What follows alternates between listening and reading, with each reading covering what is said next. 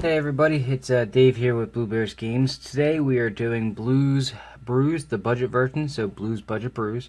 Today's budget deck is going to be Jarad, Golgari Lich Lord. It is black and green, so we are in Golgari colors. Before I start on the deck, I just want to tell you guys one little thing real quick. So, originally for this week, the video was actually supposed to be a Double Masters unboxing, which I have right here. Unfortunately, I don't know what happened, but as I had the transfer going from, I guess, onto YouTube, when I pulled up the video on YouTube, I hadn't checked it beforehand, and I erased the original copy of the unboxing, and somehow, someway, I had erased it, and when I went to go check the one that actually uploaded to YouTube, it was corrupted, so I lost the video. So instead of a Double Masters video for this week, specifically on Friday, I went ahead and I decided to go ahead and do Jarad, the budget brew deck, in its place. And what I might do for this week is on Wednesday or Thursday, I might just show you the pulls from the Double Masters box. They won't be in any specific order because I've already gone through them and put them away and all that stuff. So that may come up later in the week, so there might be 2 videos this week just because of that. I am actually rather pissed about it, but it is what it is. The show must go on, so we get this. So this week, Jarad, Golgari Lich Lord. It is my Blues Budget Brew, the third deck of the 5 I have going at the same time. So I'll go ahead and tell you what we got. Alright, so Jarad, how does he read and why I chose him? He is 2 green, 2 black for a 2/2. He gets +1/+1 for each creature card in your graveyard. For a black, a green, and a colorless, you can sacrifice another creature, and each opponent loses life equal to the sacrificed creature's power. And the other ability doesn't matter for the build we have, but it's built in. It's sacrifice a swamp and a forest, and you can return Jarad from your graveyard to your hand. He won't be going to the graveyard, he'll be going to the command zone, so that ability is kind of null and void. So, the basic premise of the deck is pretty simple. We're going to be doing basically an aristocrats style deck. So, a lot of the creatures here are going to be either resilient, meaning that they can come back from the grave, or they do return something from the grave. Stuff like that. And then we're going to do aristocrats, so when things die, you also lose life. So it'll be a double bang of sacrificing the creature to Jared's abilities, and then also getting the additional damages through, or as they call it, bleeding your opponent through other means. So as I always do, I'm going to start off with the lands portion of the deck. It's pretty simple. Temple of Malady, Foul Orchard, Golgari Guildgate, Jungle Hollow, Golgari Rot Farm. It's one of the first times I'm going to use this style of land. The reason that I don't usually use them for my own personal decks is because I have more expensive cards that can do what they do. But we're in budget, so in budget brewing, you got to come up with the best choices you can. An Evolving Wilds and a Terramorphic Expanse, so you can go ahead and search for your basics. Slippery Karst, it cycles for 2. Tranquil Thicket cycles for 1 green. Barren Moor for a black, it cycles. And Polluted Mire for 2, it cycles. So that's just in case later draws happen and you draw into that, you can cycle them out so that you can draw a better card. Also, Blighted Woodland taps to add a colorless, and then you can pay a green and 3, sacrifice it, and search your library for up to 2 basic land cards, put them on the battlefield tapped, and then shuffle your library. Witch's Cottage, again, I said earlier, the theme to this is to keep bringing things back from the grave. Either they do it themselves or other means. This is one of them. It's considered a swamp, and then when it enters the battlefield, it enters tapped unless you control 3 or more other swamps. And when it comes into play untapped, you may put target creature card from your graveyard on top of your library. And then we've got the normal, swamps and forests. So that fills out what the lands are for this deck. It's pretty basic, pretty simple. It's, every budget deck has a limitation. Lands are its limitation. However, since we're in green, we have ramp. So we can at least get the lands out faster so you can get to doing what you want to do faster. Rampant Growth, this is the Russian version. you know, I had it. I don't really like myself foreign cards. Some people do. But it lets you go and search for a basic land and put it into play tapped. Untamed Wilds, 1 green, 2 of any. Search your library for any 1 basic land, put it into play. This does not count towards your... We don't need the rest of that. It goes and gets a land and puts it into play, but untapped. Beneath the Sands, 3 to cast as well. Search your library for a basic land, put it onto the battlefield tapped, and then shuffle your library. However, if you draw this late and you've already got enough land, you can cycle it away and draw another card. Journey of Discovery, 3 to cast as well. You get to choose one or the other, or you can entwine it for an additional 3, and you can choose both. So you can search your library for up to 2 basic lands, reveal them, put them in your hand, and then shuffle your library. Or you may play up to 2 additional lands this turn. So you can grab the 2 and then put them into play. Grow from the Ashes is 3 to cast with a kicker of 2, so it could be up to 5. Search your library for a basic land card, put it onto the battlefield, then shuffle your library. It's untapped. If this spell was kicked, instead search your library for 2 basic lands and put them onto the battlefield. Again, untapped. Seek the Horizon, 4 to cast. Search your library for up to 3 basic land cards, reveal them and put them into your hand, then shuffle your library. So if you can only afford to do, you know, the search on Grow from the Ashes, or you can only... I'm sorry, not for Journey of Discovery, you may be able to play up to 2 additional. So if you have the ability to do it instead, you can go search for them with 1 and put 2 into play with the other. Explosive Vegetation, 4 to cast as well. It's search your library for up to 2 basic land cards and put them into the battlefield tapped, and then shuffle your library. And then the last one is Gate Creeper Vine. I add this to all my budget decks just because with budget decks I have to use gates instead of dual lands, obviously. So this goes and gets either a basic or a gate. So it's a 0/2 for 2 with Defender, and when it enters, you can search your library for a basic land card or a gate card, reveal it, put it into your hand, then shuffle your library. So it helps with the budget decks, so you can go and get your dual lands that are budget friendly. Alright, so let's move on to the creature portion. These are going to have a lot of different abilities, but they all mesh together. Some of them might not make sense at first, but I'll explain it as I go. Alright, so up first we have Night Market Lookout. It's a 1 to cast 1/1. When it becomes tapped, not attacked, but when it becomes tapped, each opponent loses a life and you gain a life. So that's the first part of my aristocrats. Pulse Tracker, also 1 to cast for a 1/1. When it attacks, each opponent loses a life. I'm trying to bleed out everybody.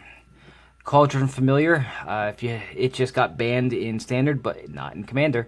It's a 1 to cast 1/1. When it enters the battlefield, each opponent loses a life and you gain a life. And then you can sacrifice a food to return it from your graveyard to the battlefield. I do have a combo with him. We all know what that combo is, and I'll explain it in a little bit. Sanitarium Skeleton, 1 to cast 1/2. And for 3, you can return it from your graveyard to your hand, so you can keep recurring it back to your hand and playing it. It's a slow bleed with Jarad, but if you have a lot of other things out that also do the bleeds, it can become really effective. Tenacious Dead is the 1 to cast 1/1 that when it dies, you may pay a black and a colorless. If you do, return it to the battlefield under its owner's control, tapped. Vampire Neonate, a 1 to cast 0/3. For 2 and tapping it, you can have each opponent lose 1 life and you gain a life. So again, more bleeding, more aristocrat style. Golgari Thug is in here. It's a 2 to cast 1/1. When it dies, put target creature card from your graveyard on top of your library. So there's a little bit of recursion with this. Then it has Dredge, and Dredge just says that instead of drawing, whenever you would draw a card, instead you may take the top mill 4 cards, or take the top 4 cards of your library and put them in your graveyard, and put this into your hand instead. So he recurs other creatures, and he also recurs himself. That's why he's in here. Eternal Taskmaster is a 2 to cast 2/3. It enters the battlefield tapped, and whenever Eternal Taskmaster attacks, you may pay a black and 2 colorless. And if you do, return target creature card from your graveyard to your hand. So a little bit more recursion. Reassembling Skeleton, 2 to cast 1/1. For 2, you can return it from your graveyard to the battlefield tapped. Oathsworn Vampire, another 2 to cast 2/2. It enters the battlefield tapped as well, and you may cast Oathsworn Vampire from your graveyard if you gained life this turn. And if you haven't noticed, a lot of these things are do a damage, gain a life. So he should be able to be cast from your graveyard a lot. Durable Coil Bug, 2 to cast, 2/2. For 5, so 1 black and 4 colors. Return it from your graveyard to your hand. It's expensive, but again, we're in budget. Lampad of Death's Vigil, 2 to cast, 1/3. You can pay 1 and sacrifice a creature, and each opponent loses a life and you gain a life. This is for that early game if you want to get it started before Jarad comes out or Jarad gets taken out. He'll be targeted, so Lampad can still do somewhat of the job that Jarad can do. Butcher Ghoul, 2 to cast, 1/1. It's in here because it has Undying, so that it recurs itself from the graveyard. Eventually, you're not going to be able to get it to come back, so that's why I have other things in here to, go with that. There will be creatures in your graveyard. Vampire Opportunist, 2 to cast, 2/1. For black and 6 colorless, each opponent loses 2 life and you gain 2 life. A little expensive, that's why there's a little bit of ramp in here. I mean, that's why, we're in green, so I'm going to have ramp anyway, but that's where we're going to try to get, the ramp, later game, mid to late game, if it's dragging out. That way you have something that you can do every time. Nether Shadow is a 2 black, and it's a 1/1. At the end of your upkeep, so during your upkeep, if Nether Shadow is in your graveyard with at least 3 creature cards above it, you may return it to play. And it can attack the turn it comes into play. So it has haste, and basically what it means is if you have 3 creature cards above it, you can go ahead and cast it. Actually, you don't even have to cast it. It just comes out. So it's a recurring creature. You'll notice that there's a card missing in here that I wanted to have. I can't find it. I would have added it if I could. It's Ashen Ghoul. It's from Ice Age. It's a 4 to cast, 3/1 that does the same thing as Nether Shadow, except for you have to pay 1 black to get it to work. Servant of Timuret, 3 to cast, 1/3. It has Inspired, so when Servant of Timuret becomes untapped, each opponent loses 1 life and you gain life equal to the life lost this way. And it can regenerate for a black and 2 of any. Please realize that even though when you regenerate something, it taps it, so you can use the Inspired ability to untap it. During your untap phase, you cannot put a regeneration shield on something and just tap it. It has to actually use the shield, so just keep that in mind. Ghoul Razor, 2 black, 1 of any for a 2/2. It's a zombie, and when it enters the battlefield, return a zombie card at random from your graveyard to your hand. There are some zombies in here too. Vindictive Vampire, 1 black, 3 colorless, or generic for a 2/3. When another creature you control dies, Vindictive Vampire deals 1 damage to each opponent and you gain a life. So again, that's the bleed. So if you sacrifice something with him in play with Jarad, even if it's a 1/1, you still get to deal 2 damage and gain a life. To everybody. Accursed Witch, 1 black, 3 generic for a 4/2. Spells your opponent's cast that target Accursed Witch costs 1 less to cast. And when it dies, return it to the battlefield transformed under your control attached to an opponent. And when you transform it, it says enchant player. Spells that you cast that target enchanted player cost 1 less to cast. And at the beginning of enchanted player's upkeep, that player loses a life and you gain a life. So again, more bleeding.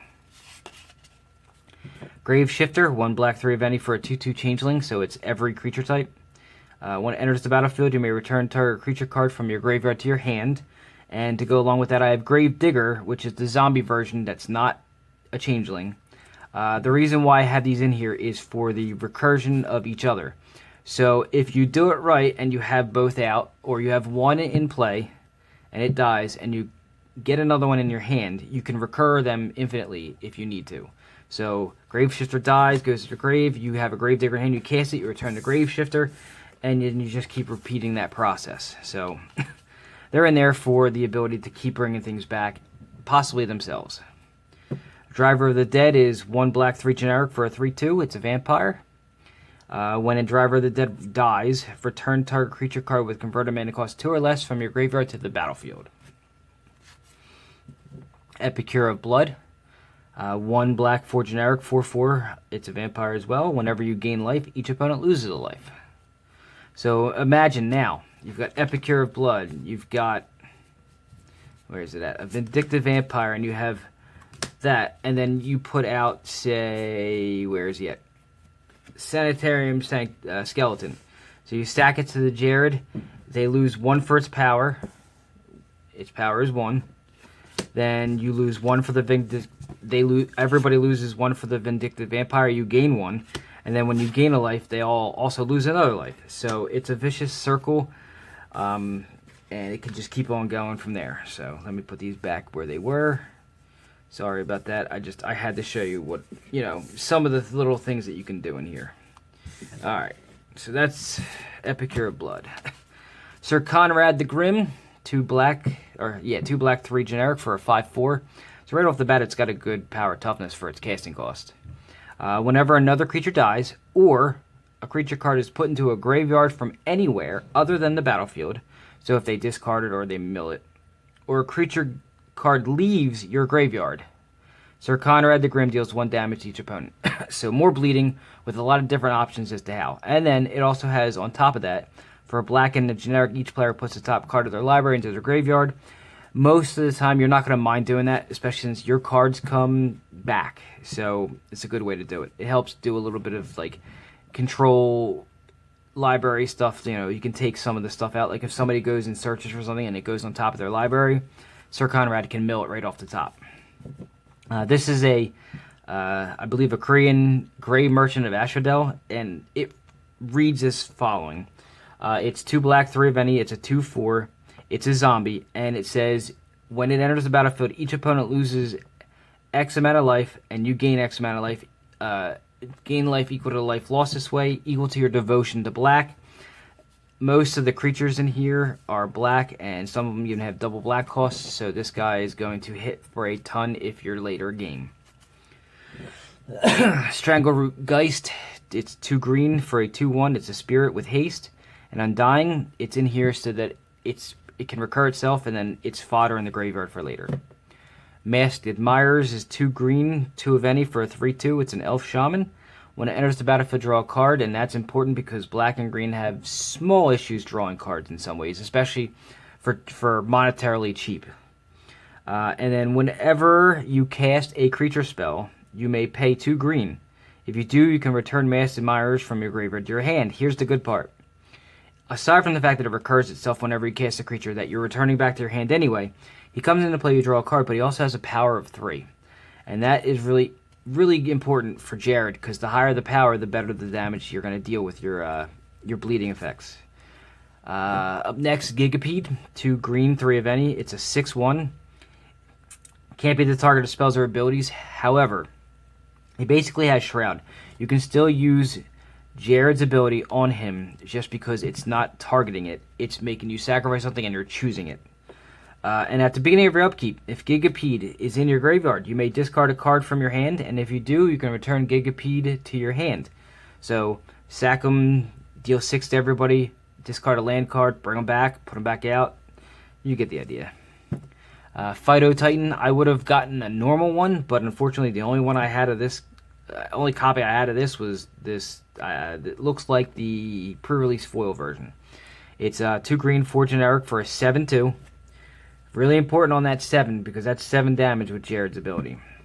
When Phyto Titan dies, return it to the battlefield tapped under its owner's control at the beginning of his or her next upkeep. So, end of your opponent before you turn, sacrifice them to Jarad, deal 7 to everybody, bring them back into play next beginning of your next turn. Feasting Troll King, 4 green, 2 of any. It's a 7/6, Vigilance, Trample, Troll, Noble. 7 power is important. When it enters the battlefield, you may, if you cast it from your hand, create 3 food tokens.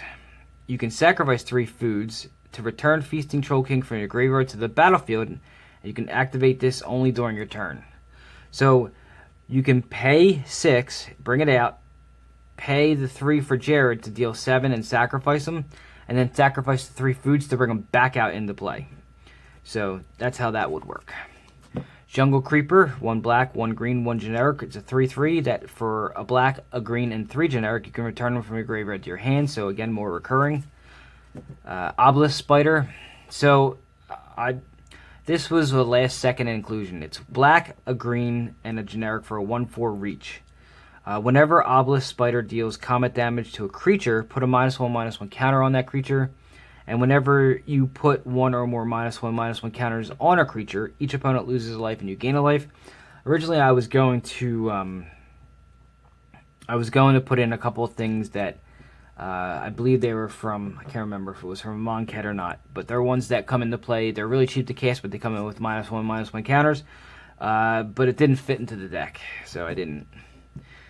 You can go that route if you want to. Again, this will be your deck. You can go ahead and do whatever you want.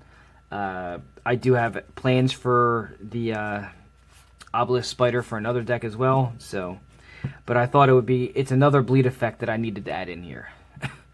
Up next, Boneyard Lurker. 1 green, 1 black, 2 of any. It's a 4/4, so it's a good casting cost to power toughness ratio off the bat. It's a Nightmare Beast. It mutates for 2 generic and either 2 black or 2 green or 1 black and 1 green. Whenever this creature mutates, return target permanent card from your graveyard to your hand. Alright, he's in here for a couple reasons. So, he's a 4/4, so he's got a nice power so that Jarad works, the higher the power, the better Jarad works. He also recurs things if you mutated it. And for 4, you can't really argue that 4 to cast 4/4 isn't great power toughness for a cost. With an ability on top of it, it's great. Golgari Find Broker. 2 green, 2 black for a 3/4. So again, another 4 to cast with a nice power toughness. 3/4. It's an Elf Shaman. When it enters the battlefield, return target permanent card from your graveyard to your hand. So again, more recursion. And this was a little cheeky addition that I put in here. Traxos, Scourge of Krug. So he's 4 to cast for a 7/7. That's all I really cared about, was the cheapest and highest power. It's a 4 to cast, 7/7. Artifact. It's a legendary artifact construct. It's got trample, and when it enters the battlefield, tapped and doesn't untap during your untap step. And whenever you cast a historic spell, you can untap him. He's not in there for anything other than a 4 to cast 7/7 that you can sacrifice to Jarad to deal 7 damage to everybody at once. That's the only reason in there. I was trying to get other things. So I'm actually looking for a card in my stuff. I don't know where it went. But in Dominaria, there was, I think it's a 4 to cast or a 5 to cast 9/3 or something like that, or something stupid like that. It's a legendary card, and I can't find it, but I was going to put it in here, but I didn't find it, unfortunately. Alright, up next we've got additional bleed or aristocrat style cards to go in here to add more damage. Up first is Shadows of the Past. It's 1 black, 1 of any. It's an enchantment. Whenever a creature dies, you scry 1. Always important to keep being able to turn your deck around if you don't have anything. Like, if you don't want to land and a creature dies, any creature, by the way, it's not just yours, you can scry, get it out of the way. For 1 black and 4, each opponent loses 2 life and you gain 2 life, and you can activate this ability only if there are 4 or more creature cards in your graveyard. I mentioned earlier that there are reasons why some of this stuff in some of the creatures in this deck don't come back. It's because I want to fuel Shadows of the Past, because it's a colon, so you can do it over and over and over again. You can do make each opponent lose 2 life, and then you can gain 2 life. Retreat to Hagra. It's a 3 to cast enchantment, 1 black and 2 generic. Has landfall, and whenever a land enters the battlefield under your control, you can choose one of the following. Target creature gets +1/+0 on death touch until end of turn. Could be important. Not as important as the next one. Each opponent loses a life and you gain a life. So more bleeding. So now your lands become aristocrat style. Bastion of Remembrance, 1 black, 2 generic. It's an enchantment as well. Whenever it enters the battlefield, create a 1/1 white soldier creature token. Not really important. Whenever a creature you control dies, each opponent loses a life and you gain a life. So it's an aristocrat on a stick. Or actually, not even on a stick. It's not on a body, it's on a stick. Ill-Gotten Inheritance, 1 black, 3 generic, another enchantment. At the beginning of your upkeep, Ill-Gotten Inheritance deals 1 damage to each opponent and you gain a life. So again, more aristocrat. 1 black, 5 of any, sacrifice Ill-Gotten Inheritance, and it deals 4 damage to target opponent and you gain 4 life. So in case there's somebody on the board that is just about dead, if you really want to, you can just kill them right off the bat. Bantu's Monument, 3 to cast artifact. It's a legendary artifact. Black creature spells you cast cost 1 less to cast. You saw how many creatures there were in here. So being able to cast them cheaper, especially if they're, black is the main color for here. The green is the support color for this deck. Kind of helps with your mana curve a little bit. And then whenever you cast a creature spell, each opponent loses a life and you gain a life. So more bleeding. God Pharaoh Statue, 6 to cast. It's another legendary artifact. Spells your opponents cast cost 2 more to cast, so it's a little bit of stacks on top of it. And then at the beginning of your end step, each opponent loses a life, so more bleeding. And for the fun of it, I threw in one of my favorite cards from the past, Siphon Soul, 3 to cast sorcery. Deals 2 damage to each other player, and you gain life equal to the damage dealt this way. So more bleeding, more life gaining. It's almost like a vampire deck without being a vampire deck. Alright. Defensively, we have a couple things. Spark Harvest was put in here. It's 1 black, but it's 5 black if you don't do the other part. So it's a black. It's an additional cost of sacrificing a creature or 1 black, 3 of any. Destroy target creature or planeswalker. It helps get rid of planeswalkers. It helps get rid of a nasty creature if they're not indestructible. And for the most part, it's going to be a black because you have creatures that come back, so you don't care that you're sacrificing a creature. Alright, bake into a pie. 2 black, 2 of any, destroy target creature, and then create a food token. It's in here for a couple reasons. The food token can bring the Cauldron Familiar back. It can help if you sacrifice one when Feasting Troll King comes out, or whatever its name is, and you need 1 more to be able to bring it back for free. That's why that's in here. Tranquility is to get rid of all those nasty enchantments. If somebody's playing a stacks deck, or somebody has out, a lot of different things out there in this game that could be really bad that are enchantments. So there's that. Creeping Mold, 2 blue, 2 green, 2 of any. Destroy target artifact, land, or enchantment. This is to help possibly. I mean, if you're doing budget stuff, you're not going to have to worry too much about specific lands. So it's more for artifacts and enchantments, but the land is there for in case there is one that's really annoying. Broken Bond is 2 to cast. Destroy target artifact or enchantment, and then you may put a land card from your hand onto the battlefield. Just a little bonus. Reclaiming Vines, 2 green and 2 of any. Destroy target artifact, enchantment, or land again. Same thing as the Creeping Mold. I don't know why this was not together. So they do the same thing. Reclaiming Vines and Creeping Mold. Naturalize, 2 to cast instant, destroy target artifact or enchantment. So that's your little defense. There's not a whole lot in here. The whole point of this deck is to just keep churning creatures in and out of the graveyard. And the last section we have here is utility. Utility is for a lot of different reasons. There could be things in here for I don't know. There's a lot of things that you can do in utility. The first thing is Witch's Oven. So you saw Cauldron Familiar earlier. There's the Witch Oven. There's the cat food deck, basically, is what this is. It's a commander version of the cat food deck. I haven't figured out a way to make it infinite yet, especially on a budget. It's a little bit harder. If there was blue in here, I could do Intruder Alarm. There's a lot of things. Or maybe not Intruder Alarm, but there's other ways that you can do it. I just not on a budget, and I haven't figured out how to do it in this setting yet. Witch's Oven is 1 to cast artifact, and you can tap it, sacrifice a creature to create a food token. If the sacrificed creature's toughness was 4 or greater, create 2 food tokens instead. If it was able to make 3, that would have been even better for Feasting Troll King. But for now, what it is, it's for the Cauldron Familiar. So the Cauldron Familiar comes into play. You sacrifice it with the Witch's Oven, create a food token, and then sacrifice the food token to bring the Witch's Familiar back into play. The only thing you need to be able to do to make it infinite is figure out how to untap the artifact every time it comes into play, or every time it's used. So if you can figure that out, you've got an infinite combo. Conqueror's Galleon. This is a little weird, and I'll just follow me on this one. It's a 4 to cast vehicle. That's a 2/10 when it's a vehicle.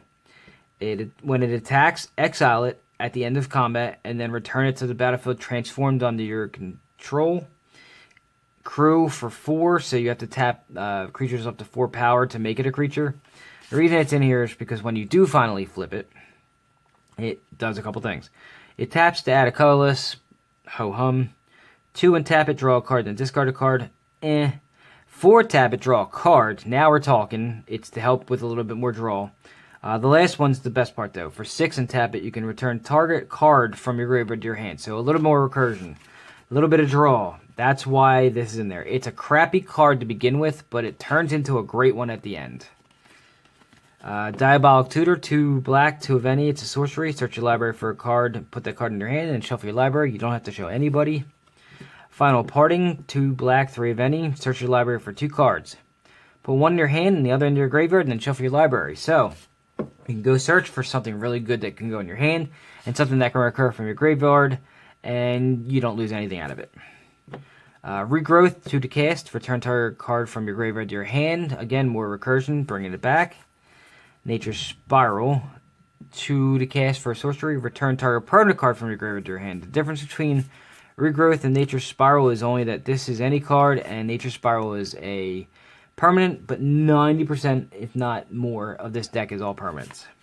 And Recollect, 3 to cast sorcery. Return target card from your graveyard to your hand. So, again, more recursion. So, everything in here, find something or bring something back. So, alright, so that is what I put together for my budget version, my Blues Budget Brews for Commander of Jarad Golgari Lich Lord.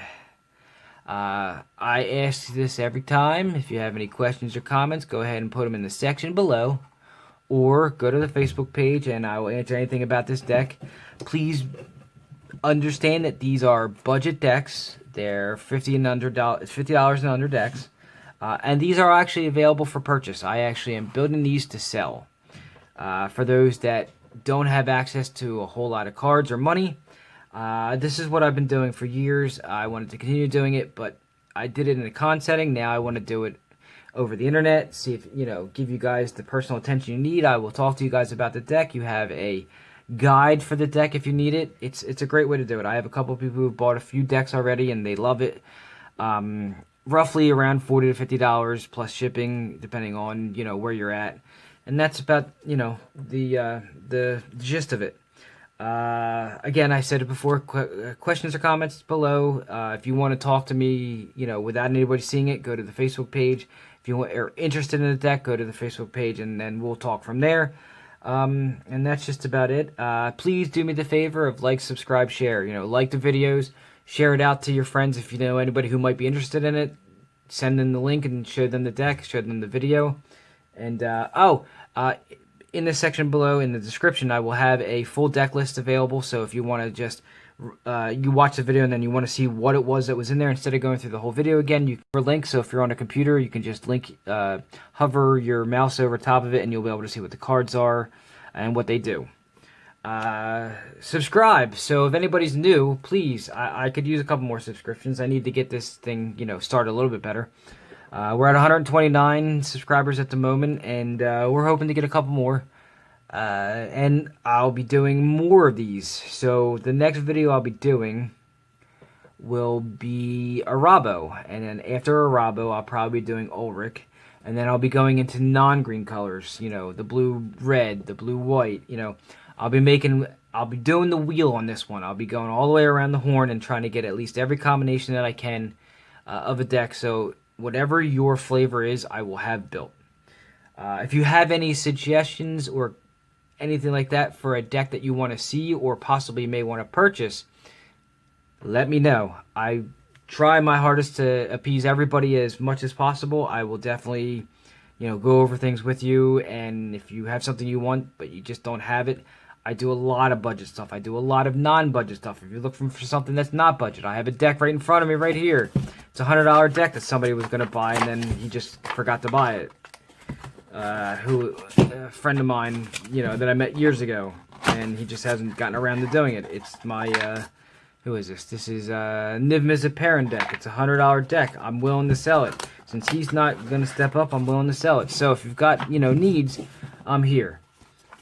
Anyway.